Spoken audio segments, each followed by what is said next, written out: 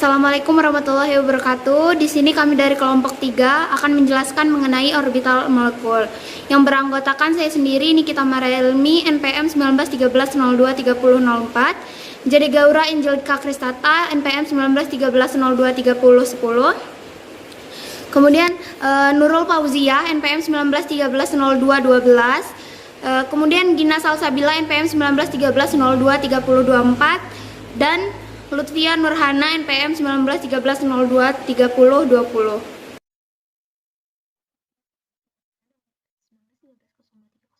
Akan menjelaskan teori orbital molekul. Nah, teori orbital molekul, titik Lewis, Vesper, dan ikatan Lorentz, semua teori itu melakukan pekerjaan yang baik dalam memprediksi bentuk dan ikatan dalam molekul kovalennya. Nah, namun ahli kimia terkadang membutuhkan teori ikatan yang lain yang menjelaskan fenomena seperti paramagnetisme dalam molekul kovalen, atau mengapa spesies tertentu membentuk senyawa yang tidak stabil sementara yang lainnya tidak. Nah, untuk mengatasi masalah seperti itu, kita dapat menggambarkan ikatan dari perspektif orbital molekul. Dalam teori orbital molekulnya, orbital atom pada atom individu bergabung secara konstruktif dan deduktif untuk menghasilkan yang baru, orbital molekul yang menimbulkan orbital ikatan dan anti ikatan yang ada di antar inti. Selanjutnya itu teori orbital molekul memiliki beberapa keunggulan dan perbedaan dibanding teori Vesper dan ikatan valensi, serta kelemahan-kelemahannya. Teori orbital molekul ini memiliki keunggulan. Yang pertama, orbital molekul melakukan pekerjaan yang baik dalam memprediksi spektrum elektronik dan paramagnetisme, sedangkan teori Vesper dan teori ikatan itu tidak. Nah, selanjutnya yang kedua itu teori molekul atom seperti teori ikatan valensi, itu memprediksi urutan ikatan molekul namun tidak memerlukan struktur resonansi untuk menggambarkan molekul. Yang ketiga itu teori orbital molekulnya memperlakukan ikatan molekul sebagai pembagian elektron antar inti, perbedaan dengan teori ikatan yang memperlakukan elektron sebagai orbital hibrid teralokasi kesepakatan elektron.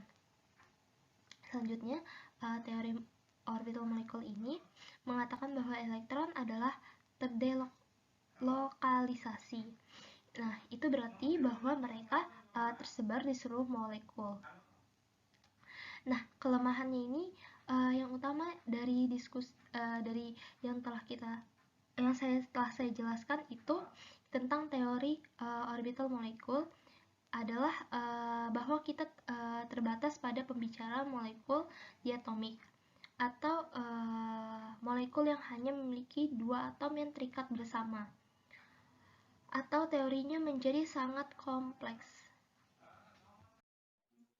Kemudian yang selanjutnya yaitu aturan dari teori orbital molekul. Nah, jadi dalam aturan teori orbital molekul itu terdapat 4 prinsip. Nah, untuk prinsip yang pertama yaitu jumlah orbital molekul yang dihasilkan selalu sama dengan jumlah orbital atom yang dibawa oleh atom-atom yang telah bergabung. Jadi jika dua orbital molekul dapat dibentuk oleh tumpang tindih konstruktif dan destruktif dari dua orbital atom ini. Jika kita memiliki dua orbital atom 1s, kita hanya dapat membuat dua orbital molekul darinya. Nah, ini untuk prinsip yang pertama. Kemudian untuk prinsip yang kedua yaitu orbital molekul ikatan itu lebih rendah energinya daripada orbital induknya dan orbital anti ikatan lebih tinggi energinya. Kemudian prinsip ketiga yaitu elektron molekul ditempatkan pada orbital dari energi terendah ke energi yang lebih tinggi secara berurutan. Nah, jadi untuk prinsip kedua dan ketiga ini pada pengisian diagram tingkat energi elektron, molekul ditempatkan pada orbital dari energi terendah ke energi yang lebih tinggi secara berurutan. Jadi orbital molekul ikatan memiliki energi yang lebih rendah dan stabilitas yang lebih besar daripada orbital atom tempat terbentuknya. Kemudian untuk orbital molekul anti-ikatan ini memiliki energi yang lebih tinggi dan stabilitasnya lebih rendah daripada orbital atom tempat terbentuknya. Nah, kemudian yang terakhir itu prinsip keempat. Nah, jadi dalam prinsip keempat ini kita ketahui bahwa orbital atom bergabung membentuk orbital molekul paling efektif jika orbital atom memiliki energi yang sama. Nah, untuk prinsip keempat ini menyatakan bahwa orbital molekul yang stabil paling mudah untuk dibentuk ketika dibangun dari orbital atom dengan energi yang sama. Jadi ini berarti orbital 1s itu harus bergabung dengan orbital 1s dan orbital 2p harus bergabung dengan orbital 2p dan lain-lain untuk membentuk orbital molekul yang paling stabil.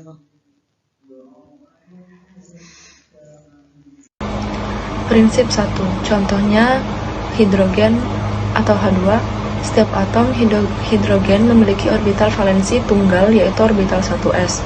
Dua orbital molekul dapat dibentuk oleh tumpang tindih konstruktif dan destruktif dari dua orbital atom ini. Jadi, jika kita memiliki dua orbital atom 1s, kita hanya dapat membuat dua orbital molekul darinya. Ini adalah prinsip pertama. Dari gambar berikut, kita dapat melihat di mana terdapat orbital 1s dari atom A dan orbital 1s dari atom B.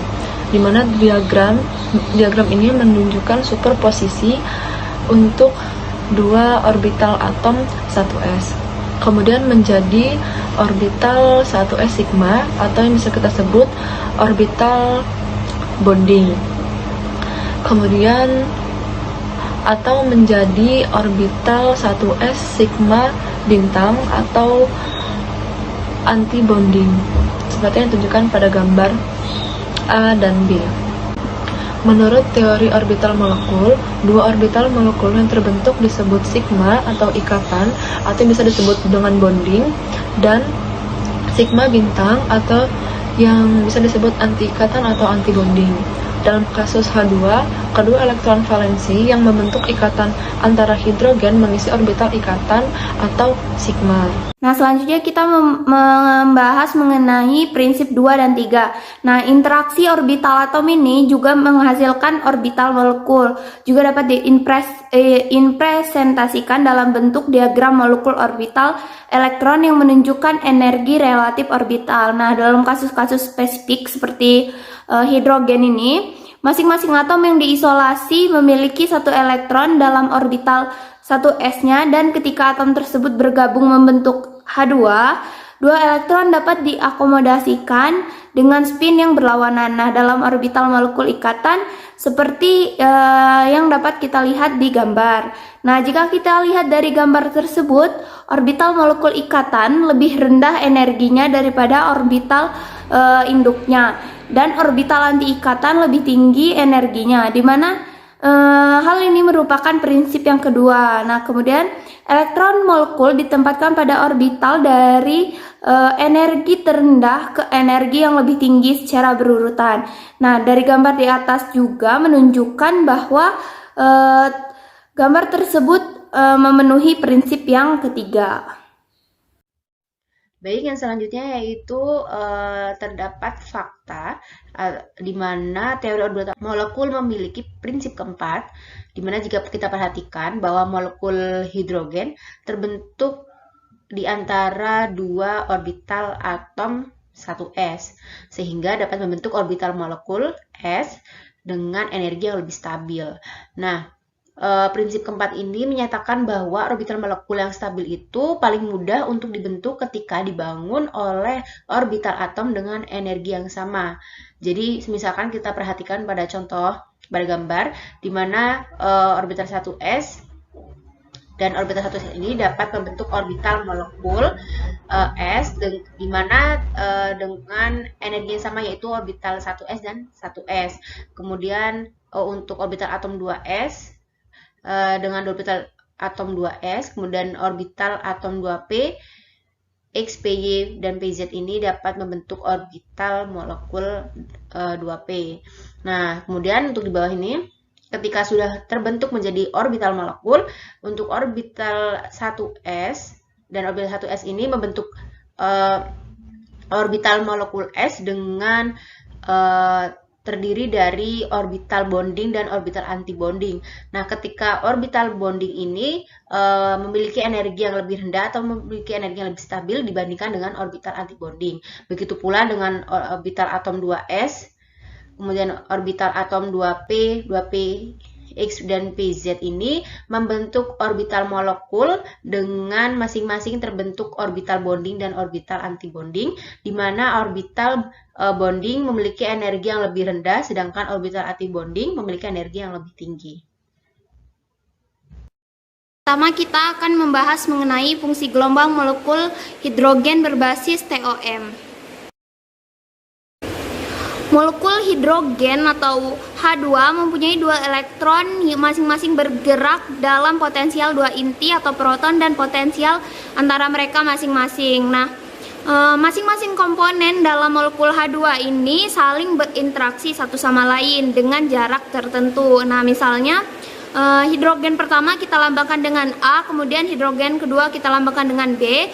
Di situ terdapat proton A dan proton B atau E positif yang dipisahkan dengan jarak R besar. Kemudian ada interaksi proton A dengan elektron 1 dipisahkan dengan jari-jari Ra1. Kemudian ada interaksi proton B dengan elektron 2 dipisahkan dengan jari-jari Rb2. Kemudian proton dan elektron dari masing-masing dua atom hidrogen ini pun saling berinteraksi, di mana proton dari hidrogen A dengan elektron dari hidrogen 2 dipisahkan dengan berinteraksi dengan jarak Ra2. Kemudian proton pada B berinteraksi dengan elektron 1 dipisahkan dengan jarak Rb1. Kemudian masing-masing dari elektron ini pun dapat berinteraksi dipisahkan dengan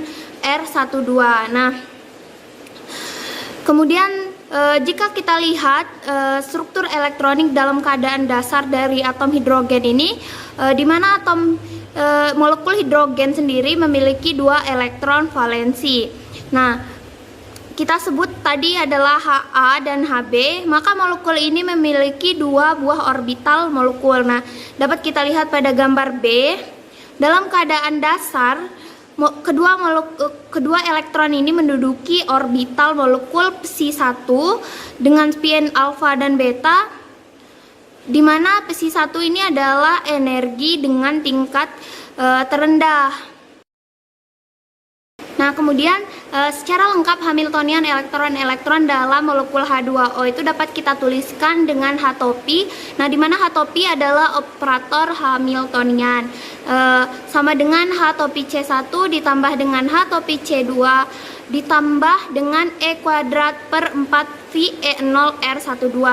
Nah, di mana E0 sendiri adalah energi orbital molekul pada keadaan dasar. Kemudian R12 ini adalah jari-jari dari interaksi elektron 1 dan 2 yang sudah kita bahas sebelumnya. Nah, dengan H topi C mu-nya sama dengan min H coret kuadrat per 2M nabla kuadrat mu dikurangi dengan sigma alfa E kuadrat per 4 V E0 R alfa mu, dengan mu sendiri itu bernilai 1 dan 2, alfa mu sendiri yaitu 1 dan 2 di mana elektron tadi, kemudian alfa yaitu AB atau proton tadi. Nah, selanjutnya itu karena spin total dari molekul hidrogen atau H2 ini adalah 0 atau singlet, maka fungsi gelombang keadaan dasar molekul H2 itu dapat kita tuliskan dengan psi atau fungsi gelombang sama dengan 1/2 dikali dengan determinan Slater atau psi 1 alfa 1 psi 1 beta 1 psi 1 2 alfa 2 psi 1 2 beta 2 atau sama dengan 1 per akar 2, di mana 1 per akar 2 ini adalah fungsi normalisasi dikali dengan psi 1 1 psi 2 psi 1 2 kemudian dikali dengan alfa 1 beta 2 dikurangi dengan beta 1 alfa 2. Nah, dan orbital molekul pada psi 1 itu dapat kita tulis psi 1 sama dengan 1 per akar 2 ditambah S dikali dengan pi 1 SA ditambah dengan psi 1 SB. Selanjutnya, fungsi gelombang molekul hidrogen ini dapat kita kembangkan dari teori ikatan valensi yang sebelumnya sudah kita bahas. Nah, sehingga rumusnya yaitu psi MO sama dengan 1SA1 dikali dengan 1SB2 ditambah dengan 1SB1 dikali dengan 1SA2 ditambah dengan 1SA1 dikali dengan 1SA2 ditambah dengan 1SB1 dikali dengan 1SB2. Nah, dua suku pertama yang bertanda merah itu adalah sama dengan fungsi gelombang ikatan valensi untuk molekul hidrogen. Nah, dua suku berikutnya itu menjelaskan kasus-kasus ketika kedua elektron berada di salah satu atom. Nah, tetapi itu tidak lain hanyalah istilah ionik atau ionic term. Selanjutnya kita akan membahas mengenai karakter ionik dan kovalen dari molekul H2. Ikatan kovalen sendiri adalah ikatan di mana satu atau lebih pasangan elektron digunakan bersama-sama oleh dua atom. Nah, ikatan ion sendiri adalah ikatan di mana satu atau lebih elektron dari satu atom dilepaskan dan melekat pada atom lain. Di sini ada serah terima elektron sehingga ion positif dan ion negatifnya saling tarik-menarik. Nah, untuk molekul H2 sendiri berikatan secara kovalen. Nah, dapat dilihat pada gambar di mana terjadi pemakaian bersama elektron dari masing-masing atom hidrogen. Nah, hal ini karena atom hidrogen itu memiliki satu elektron kan. Nah, kedua atom hidrogen masing-masing menyumbangkan satu elektronnya untuk membentuk ikatan tunggal yang mengikat untuk membentuk konfigurasi elektron yang lebih stabil atau memenuhi kaidah duplet.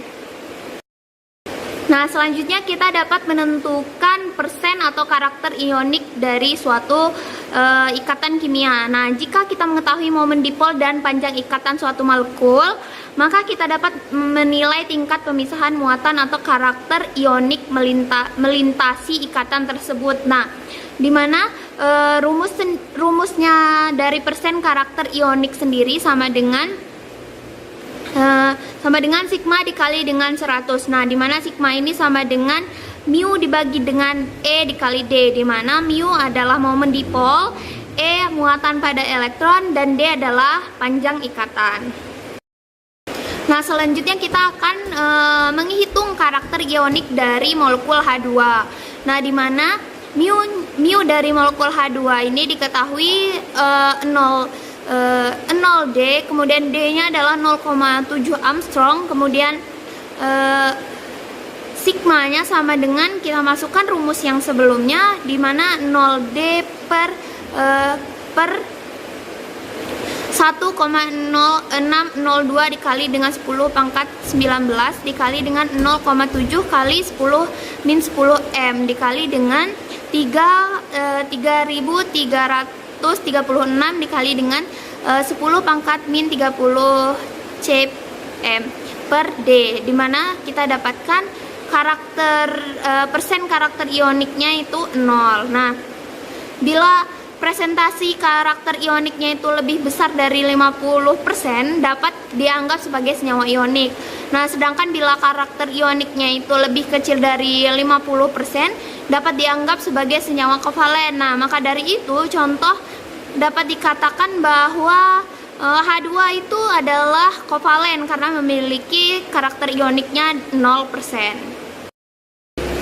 Kemudian selanjutnya muncul pertanyaan, apakah molekul H2 itu 100% berkarakteristik kovalen? Nah, jawabannya tidak gitu. Molekul H2 tak 100% berkarakter kovalen. Masih terdapat sebagian kecil karakter ioniknya.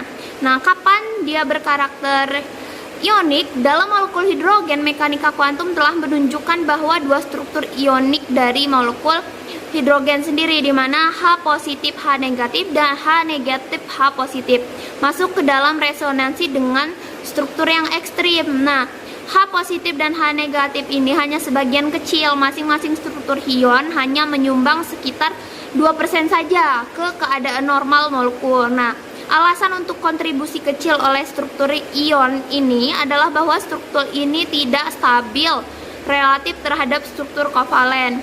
Nah, sejumlah besar energi sebesar 295 kalori per mol yang diperlukan untuk mentransfer elektron dari satu inti ke inti yang lain dan membentuk positif dan ion negatif tidak sepenuhnya diimbangi oleh energi kolom. Nah, timbal balik dari ion itu. Nah, selanjutnya kita memiliki persamaan 5.35. Nah, jika kita perhatikan dari persamaan tersebut, suku pertama menyatakan kedua elektron berorientasi pada inti A, tidak ada yang berorientasi pada inti B.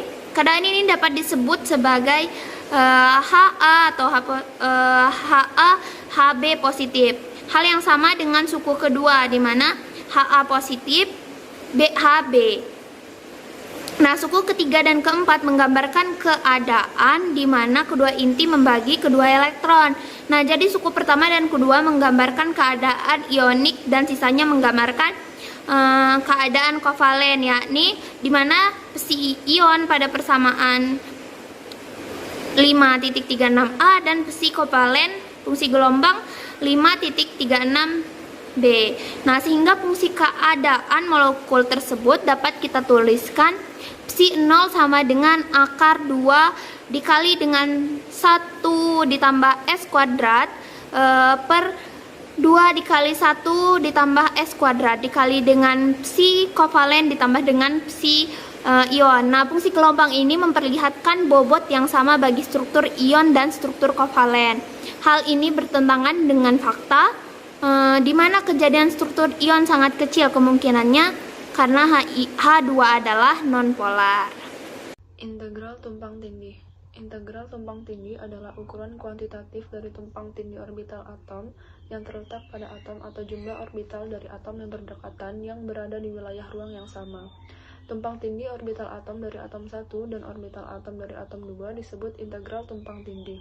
Sejauh mana dua orbital atom pada atom yang berbeda tumpang tindih diukur dengan integral tumpang tindih, yaitu S. Di mana untuk mencari S adalah S sama dengan integral Pi1 Pi2 d tau.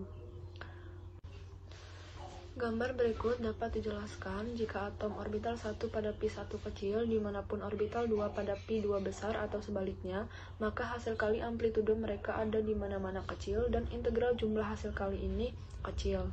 Ketika dua orbital berada di atom yang berjauhan, fungsi gelombang kecil di mana mereka tumpang tindih sehingga S-nya kecil. Gambar berikut dapat dijelaskan jika Pi1 dan Pi2 keduanya besar di beberapa wilayah ruang, maka S mungkin besar. Jika dua orbital atom yang dinormalisasi identik, misalnya orbital 1S pada inti yang sama, kemudian S sama dengan 1. Ketika atom lebih dekat, orbital keduanya memiliki amplitudo yang signifikan di mana mereka tumpang tindih dan S dapat mendekati 1. Dengan catatan bahwa S akan berkurang lagi sebagai dua atom pendekatan lebih dekat dari yang ditunjukkan di sini ketika wilayah amplitudo negatif dari orbital P mulai tumpang tindih dengan tumpang tindih positif dari orbital S ketika pusat-pusat dari atom bertepatan S sama dengan 0. Dalam beberapa kasus, rumus sederhana dapat diberikan untuk integral tumpang tindih. Misalnya variasi S dengan pemisahan antar inti untuk orbital hidrogen 1S pada atom dengan nomor atom Z diberikan oleh S orbital 1S, orbital 1S sama dengan 1 plus ZR per A0 plus 1 per 3 dalam kurung ZR per A0 tutup kurung. Pangkat 2 E pangkat min ZR per A0 untuk orbital H1S. Gambar berikut menunjukkan susunan di mana orbital S ditumpangkan pada orbital Px dari atom yang berbeda. Orbital P dalam orientasi yang ditunjukkan di sini memiliki tumpang tindih bersih 0 atau S sama dengan 0 dengan orbital S pada semua pemisahan antar inti. Integral daerah dengan hasil kali orbital positif secara tepat menghilangkan integral daerah dengan hasil kali orbital negatif, sehingga keseluruhan S sama dengan 0. Oleh karena itu, tidak ada tumpang tindih bersih antara orbital S dan P dalam suasana ini.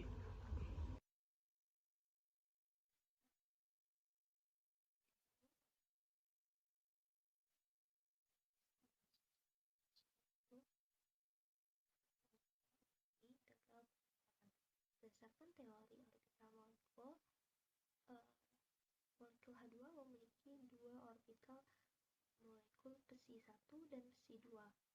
Dalam keadaan dasar, kedua elektron itu menduduki orbital besi 1 seperti gambar yang disajikan. Keadaan eksitasi pertama itu diungkapkan dengan menempatkan satu elektron di besi 2. Nah, gambar yang A itu merupakan kemungkinan posisi spin elektron dalam keadaan tereksitasi. Yang A itu singlet dan B itu yang triplet.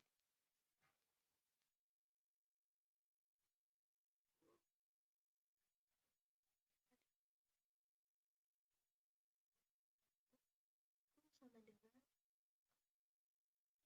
besi 1 elektron 1 besi 2 elektron 2 hal besi 1 elektron 1 besi 2 elektron 2 Dv 2 sama dengan integral besi 1 elektron 1 besi 2 elektron 2 dengan kurung Hamiltonian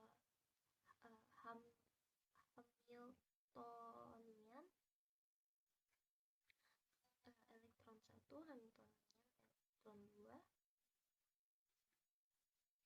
ditambah dengan E kuadrat per 4 pi epsilon R12 dengan tutup kurung besi 1 elektron 1 besi 2 elektron 2 dv kuadrat dv1 dv2 sama dengan integral besi 1 elektron 1 Hamiltonian elektron 1 besi 1 elektron 1 dv1 integral besi 2 elektron 2 besi 2 elektron 2 dv2 ditambah integral besi 2 elektron 2 Hamiltonian elektron 2 besi 2 elektron 2 dv2 integral besi 1 elektron 1 besi 1 elektron 1 dv1 ditambah dengan integral besi 1 elektron 1 besi 2 elektron 2 kali dengan E kuadrat per 4 pi epsilon R12 besi 1 elektron 1 besi 2 elektron 2 dv1 dv2 sama dengan epsilon 1 ditambah epsilon 2 ditambah J12. Di sini itu ialah fungsi gelombang dan Hamiltonian di sini adalah operator Hamiltonian untuk atom bebas. Epsilon yang di sini itu merupakan energi orbital molekulnya. Selanjutnya kebersamaan I2.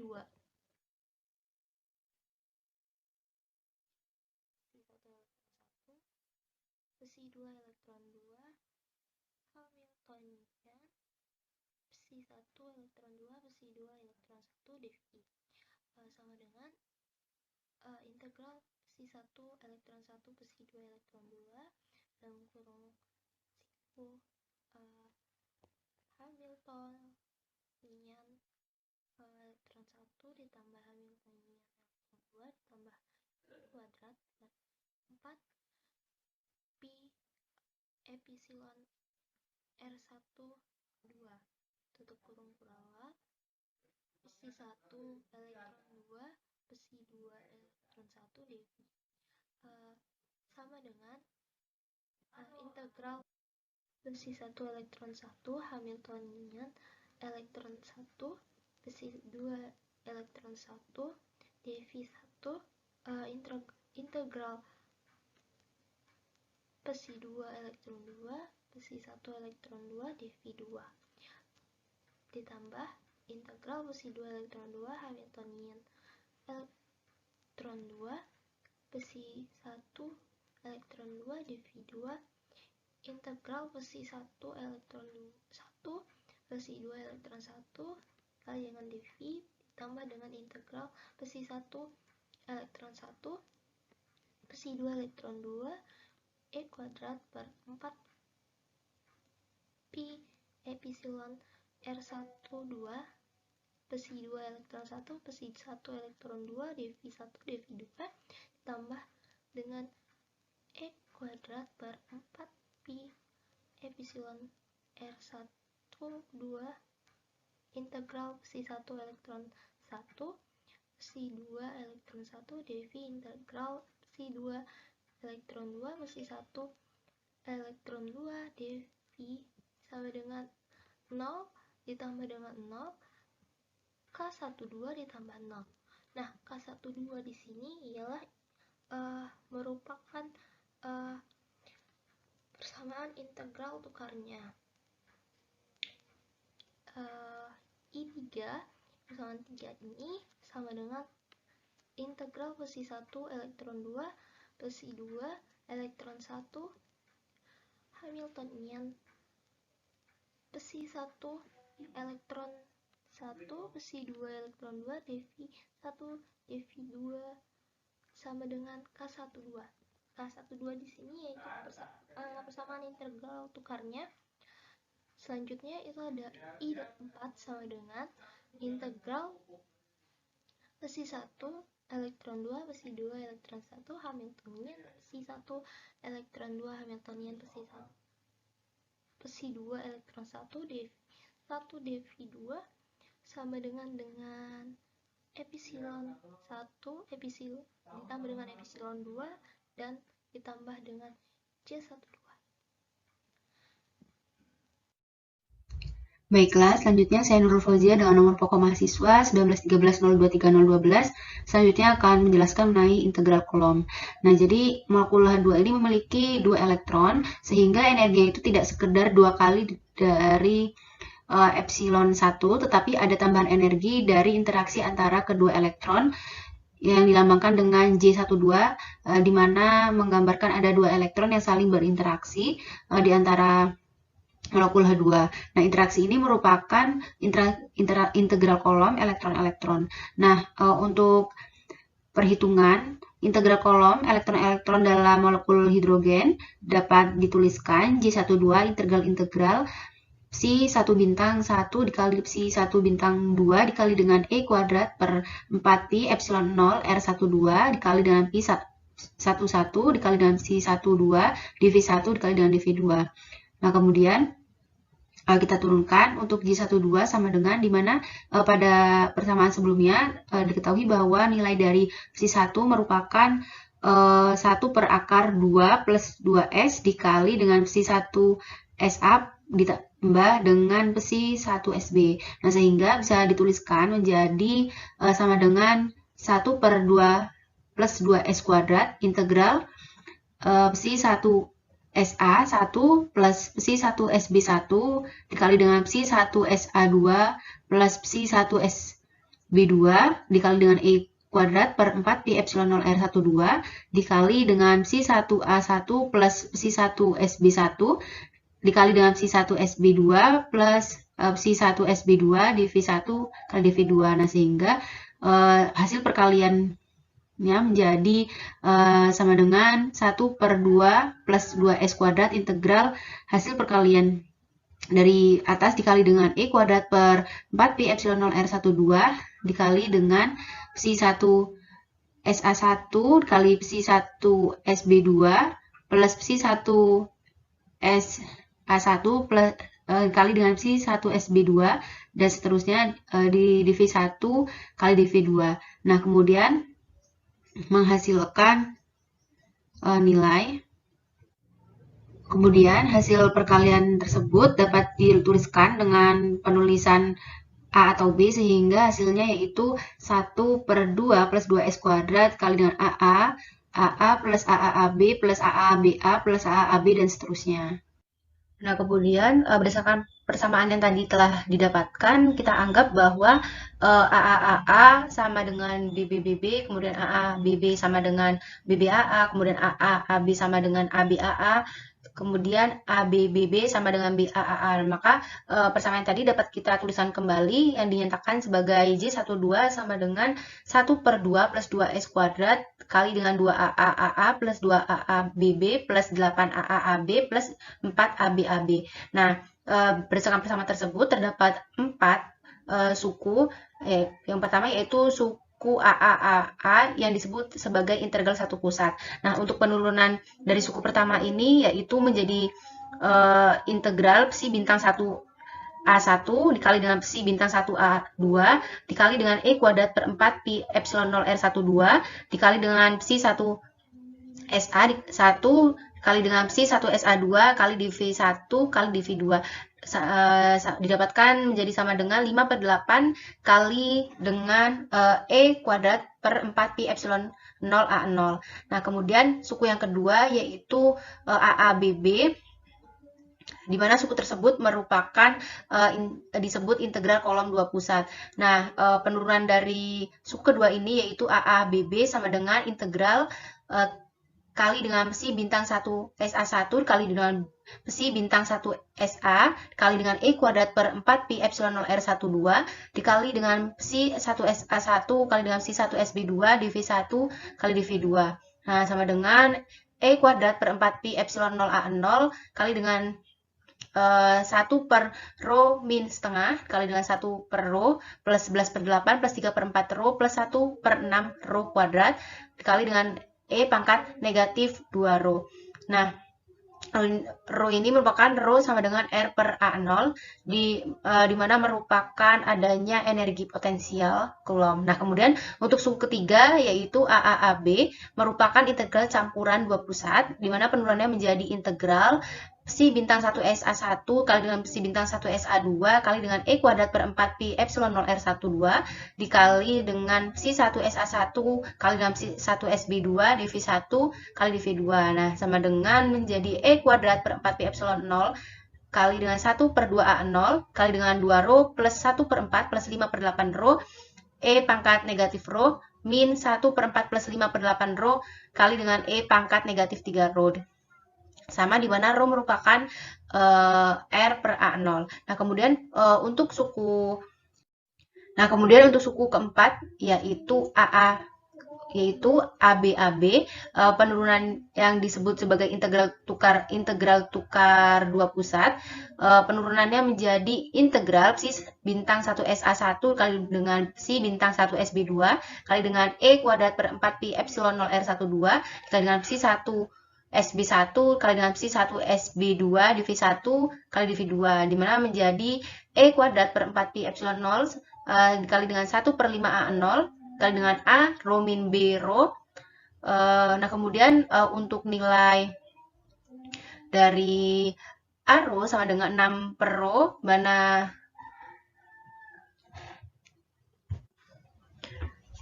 saya ulangi, di mana nilai dari A rho sama dengan 6 per rho dikali dengan gamma plus ln rho kali S kuadrat min E1 kali dengan 4 rho S kuadrat plus 2E1 dikali dengan 2 rho S aksen. Kemudian untuk B rho itu nilainya adalah negatif 25/8 plus 23/4 rho plus 3 rho kuadrat plus 1 per 3 rho pangkat 3 kali dengan E pangkat negatif 2 rho 0. Nah, kemudian untuk nilai X aksen itu yaitu sama dengan S dikali dengan negatif rho sama dengan 1 min rho plus 1/3 V kuadrat kali dengan E pangkat rho. Nah, kemudian untuk nilai E1 X itu sama dengan integral dengan nilai batas X sampai tak hingga dikali dengan E pangkat negatif Z per Z di Z. Kemudian untuk gamma nilainya yaitu 0,57722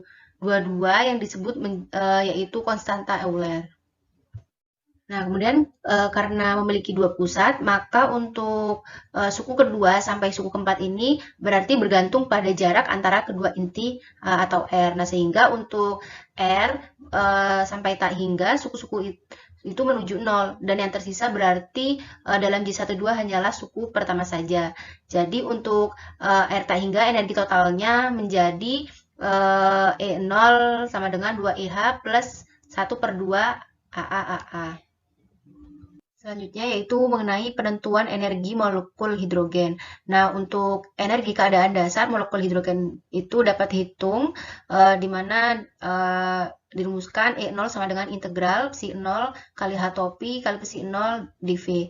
Nah, kemudian kita turunkan E0 sama dengan setengah integral psi 11 psi 12 dalam kurung H topi C1 plus H topi C2 plus E kuadrat per 4Pi epsilon 0 R12 tutup kurung dikali dengan psi 11 kali dengan psi 12 dV1 kali dengan dV2 dikali dengan alfa 1 beta 2 min alfa 2 beta 1 dikali dengan alfa 1 beta 2 min alfa 2 beta 1 sama dengan integral psi bintang 11 kali dengan H topi C1 kali dengan psi 11 dV1 integral psi bintang 12 psi 12 dV2 plus integral psi bintang 11 kali dengan psi 11 dV1 kali dengan integral psi bintang 12 H topi C2 psi 12 dV2 sehingga kemudian dijumlahkan dengan integral psi bintang 1 psi bintang 12 kali dengan E kuadrat per 4 Pi epsilon 0 R12 kali dengan psi 11 kali dengan psi 12 dV1 kali dV2. Nah, kemudian karena untuk nilai integral psi bintang 11 kali dengan psi 11 dV1 itu nilainya sama dengan psi bintang 12 kali dengan psi 12 dV2 sama dengan 1, maka untuk persamaannya dapat dituliskan. Kemudian persamaannya tadi dapat dituliskan menjadi E0 sama dengan 2 epsilon 1 plus J12 dengan nilai epsilon 1 sama dengan integral psi bintang 11 H topi C 1 kali dengan psi 11 dV1 sama dengan integral psi bintang 12 H topi C kali H topi C2 kali dengan psi bintang dikali dengan psi 1 2 dV2 sama dengan energi hidrogen min P plus Q per 1 plus S. Nah, kemudian J12 adalah energi interaksi antara kedua elektron, yaitu bernilai integral psi bintang 11 kali dengan psi bintang 12 kali dengan E kuadrat per 4 Pi E0 R12 kali dengan psi 11 kali dengan psi 12 dV1 kali dV2. Nah, semestinya jika disebutkan untuk energi molekul hidrogen, jika adanya interaksi antara dua pusat, kemudian ada suku di mana jika R tak hingga, maka molekul H2 ini akan berdisosiasi dan berubah menjadi dua atom hidrogen dan energinya menjadi 2EH saja. Nah, jadi untuk perhitungan energi yang tadi persamaannya itu belum benar, sehingga menggunakan fungsi keadaan di mana untuk suku pertama menyatakan kedua elektron berorientasi pada inti A, tidak ada yang berorientasi pada inti B. Nah, kemudian hal yang sama untuk suku kedua itu juga tidak berorientasi pada suku A, melainkan pada suku B. Nah, kemudian untuk suku ketiga dan keempat ini menggambarkan keadaan di mana kedua inti membagi kedua elektronnya. Jadi suku pertama dan suku kedua itu menggambarkan keadaan ionik, sedangkan untuk suku ketiga dan 4 itu menggambarkan keadaan kovalen. Sehingga untuk keadaan ionik dapat dituliskan persamaan gelombangnya yaitu psi ion sama dengan psi 1 SA1 kali dengan psi 1 SA2 plus psi 1 SB1 kali dengan psi 1 SB2 per akar 2 plus 2S kuadrat. Kemudian untuk keadaan kovalen dituliskan psi kovalen sama dengan psi 1 SA1 kali dengan psi 1 SB2 plus psi 1 SA2 kali dengan psi 1 SB1 per akar 2 plus 2S kuadrat. Nah, sehingga untuk fungsi keadaan molekul hidrogen dapat dituliskan menjadi psi 0 sama dengan akar 2 dikali 1 plus S kuadrat per 2 kali 1 plus S kali dengan psi kovalen plus psi ion.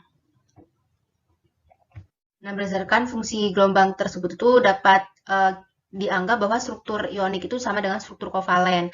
Nah, hal ini bertentangan dengan fakta di mana kejadian struktur ionik itu sangat kecil kemungkinannya karena molekul hidrogen adalah nonpolar. Nah, kemudian jika satu elektron berada di suatu titik di sekitar salah satu inti, maka peluang elektron lainnya untuk datang mendekati elektron pertama cukup sangat kecil karena adanya gaya tolak Coulomb. Nah, jadi posisi elektron-elektron dalam suatu sistem elektron jamak seharusnya terkorelasi. Oleh sebab itu, fungsi gelombang yang benar adalah fungsi yang memperhitungkan korelasi elektron.